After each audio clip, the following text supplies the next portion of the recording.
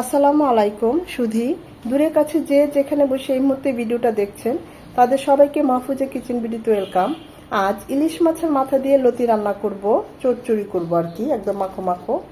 এটা চাইলে আর একটু শুকনো শুকনো করতে পারেন বা আর একটু মাখো মাখো রাখতে পারেন, যেভাবেই রাখেন না কেন, যেহেতু ইলিশ মাছের মাথা বা ইলিশ মাছ এর ফ্লেভারে লতির স্বাদ 100 থেকে 1000 গুণ বাড়িয়ে দিবে।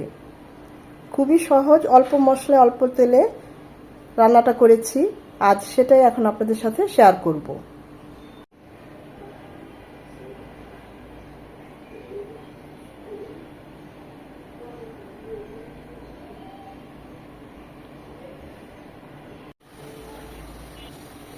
লতি রান্না করব ইলিশ মাছের মাথা দিয়ে। এটা হচ্ছে আমাদের দেশি লতি, হাইব্রিড লতিও আছে আর একটু মোটা মোটা, তো ওগুলার চেয়ে এগুলা একটু শক্ত, এগুলাই খেতে বেশি মজা। এই লতিগুলো প্রথমে এইভাবে ছিলে নিতে হবে, এভাবে ছিলে তারপরে এভাবে আমি ডাটার মতো করে আর কি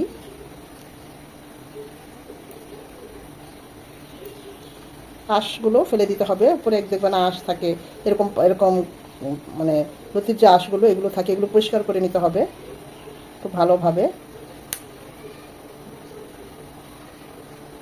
হাত দিয়েও করতে পারেন, বটি দিয়েও করতে পারেন, আবার ছোট ছুরি দিয়েও করা যায়। এই দুই পাশটা থেকে আঁশগুলো সরিয়ে নিতে হবে, এগুলো রাখা যাবে না। এইভাবে করে আমি লতিগুলো সব পরিষ্কার করে এভাবে কেটে নিয়েছি। এখন ভালোভাবে ধুয়ে আমরা রান্নায় চলে যাব। লতিটা রান্না করার জন্য প্যানে দিয়ে দিচ্ছি 3 চামচ সয়াবিন তেল, 2 চামচ রসুন কুচি। রসুন কুচিটা 1 মিনিট হওয়ার পর দিয়ে দিব 2 চামচ পেঁয়াজ কুচি। পেঁয়াজ আর রসুনটা নরম হবে, রসুন কুচি থেকে সুন্দর একটা অ্যারোমা চলে আসবে। যদিও রসুন কুচি দিয়েছি, তারপর যেহেতু লতি রান্না করছি আমি দিয়ে দিচ্ছি 1 চামচ আদা রসুনের পেস্ট। এটাকে 1 মিনিট ভেজে নেব যেন আদা ঝাঁঝালো গন্ধটা চলে যায়। আদা রসুনটাকে 1 মিনিট ভেজে নেওয়ার পর দিয়ে দিচ্ছি 1 চামচ মরিচ গুঁড়ো। ঝালটা যে যেমন পছন্দ করেন ওই অনুযায়ী দিবেন। মরিচ গুঁড়োটা তেলের মধ্যে একটু ভেজে নেব 10-20 সেকেন্ড, এতে কালারটা খুব সুন্দর আসবে। এখন দিয়ে দেবো 1 চামচ ভাজা জিরে গুঁড়ো।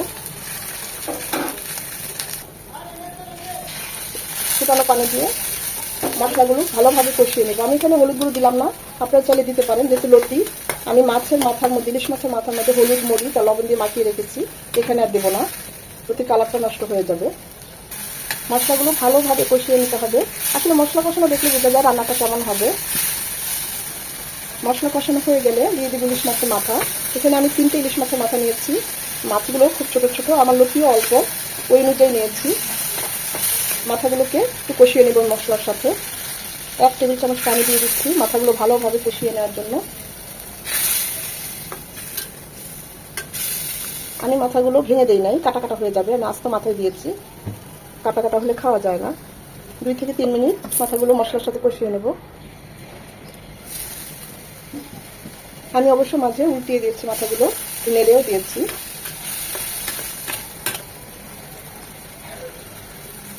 মাথাগুলো কষিয়ে নেওয়ার পর আমি মাথাগুলো উঠিয়ে নিচ্ছি, মানে এখন লতিটা কষাবো মশলার সাথেই, তখন তা না হলে কাটা কাটা হয়ে যাবে, ভেঙে যাবে মাথাগুলো। এখন এই মশলার মধ্যে লতিগুলো দিয়ে দিচ্ছি। ইলিশের ফ্লেভারটা এই মশলার মধ্যে আছে। লতিগুলো ভালোভাবে মশলার সাথে মিশিয়ে কষিয়ে নেব।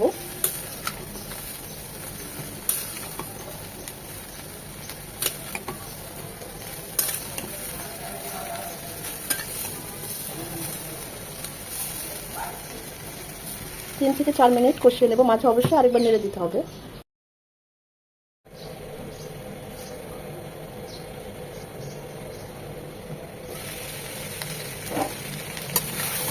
ভালোভাবে যখন লতিটা এরকম কষে আসবে, মশলার সাথে এরকম গা মাখা মাখা হয়ে যাবে, এই পর্যায়ে দিয়ে দিব ফুটানো পানি। আমি এখানে 1.5 কাপ পানি দিলাম।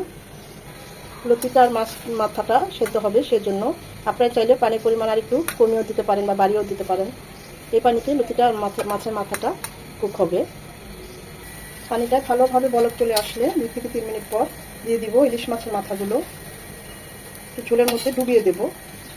এতে ভালোভাবে কুকও হবে, ফ্লেভারটাও ছড়িয়ে যাবে।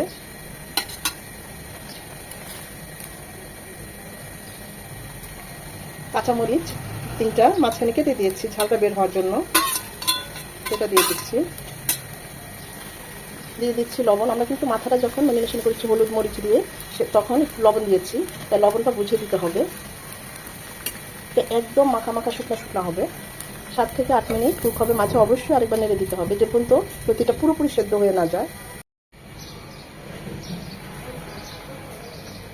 মাশাআল্লাহ, এত সুন্দর একটা ইলিশ মাছের ফ্লেভার চলে এসেছে না, সত্যি বলছি, খুব সুন্দর একটা ইলিশ মাছের ফ্লেভার চলে এসেছে।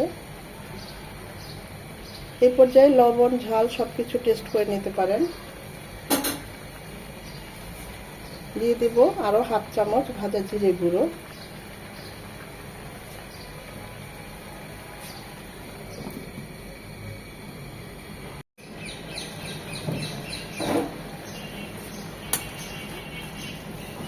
একদম শুকনা শুকনা হবে, লতিগুলো একদম সেদ্ধ হয়ে গিয়েছে।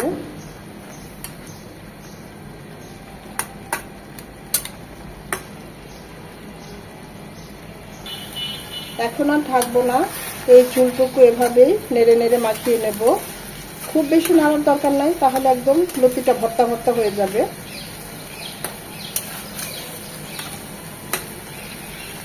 আমাদের রান্নাটা অলমোস্ট ডান।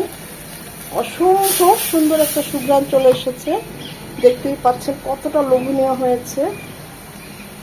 তাহলে এখন চুলাটা অফ করে দেব। মোবাইলটা বারবার অফ হয়ে যাচ্ছে, বুঝতে পারছি না কেন। অনেক কিছু স্কিপ হয়ে যেতে পারে, বাদ পড়ে যেতে পারে এই অন অফের জন্য, তো ক্ষমা সুন্দর চোখে দেখবেন। ঠিকমতো ভিডিওটা করতেও পারছি না, প্রায় এখন এমন হয় মোবাইলটা ডিস্টার্ব দেয়।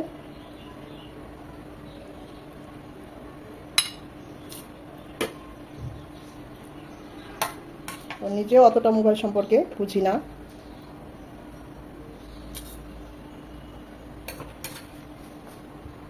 আতঙ্কে থাকি, এই বুঝি মোবাইলটা আবার অফ হয়ে যায়, তাই তাড়াতাড়ি ভিডিওটা শেষ করছি। অসম্ভব মজা হয়েছে, এটা আর বলার অপেক্ষা রাখে না, দেখে হয়তো বুঝতে পারছেন। আর যারা এখনো এইভাবে ট্রাই করেন না, এইভাবে একবার হলো ট্রাই করবেন, খেয়ে বুঝতে পারবেন যে আপু সত্যি বলছি কিনা। তো আশা করি ভিডিওটা ভালো লেগেছে। যদি ভালো লেগে থাকে লাইক কমেন্ট শেয়ার করে দিবেন। মোবাইলটা অফ হওয়ার কারণে অনেক সময় কথা বা কাজে বা ভিডিও করার সময় অনেক কিছুই একটু ভুল ত্রুটি হয়ে থাকে, সেজন্য ক্ষমা সুন্দর চোখে দেখবেন। আর যদি এভাবে ট্রাই করেন আমাকে কমেন্ট করে জানাবেন। একটা লাইক তো অবশ্যই দিবেন, কারণ আপনাদের এই একটা লাইক পরবর্তী ভিডিও করতে উৎসাহিত করে, উদ্বুদ্ধ করে। সময় নিয়ে যারা এতক্ষণে ভিডিওটা দেখেছেন তাদের সবাইকে অসংখ্য ধন্যবাদ।